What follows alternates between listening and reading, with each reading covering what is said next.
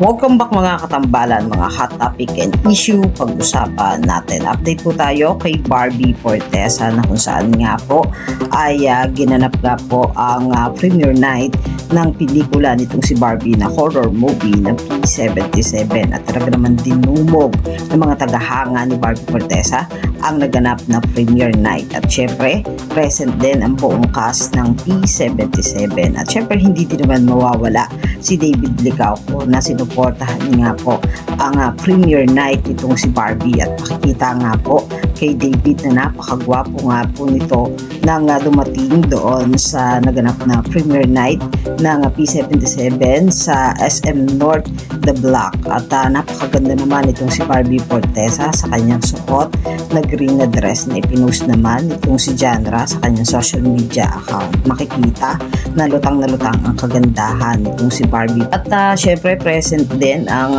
kumare at kaibigan ni Barbie na si Bianca Umali na dumalo nga sa naganap na premiere night at dumalo din ang Das B na sina Dustin at si Bianca para suportahan nga si Barbie at ang kaibigan nga niya si David Licauco na talaga naman pinagkaguluhan din mga fans. Nagpasalamat naman si Barbie sa lahat ng dumalo sa naganap na premiere night ng horror movie niya na P77 na talaga naman dinumog at masaya naman si Barbie sa naganap na premiere night ng kanilang pelikula na malapit na nga pong ipalabas sa July 30. Yan po yung mga update natin ngayon kay Barbie. Kayo mga katambalan, ano ang masasabi niyo? Comment lang sa comment section at pag-usapan natin.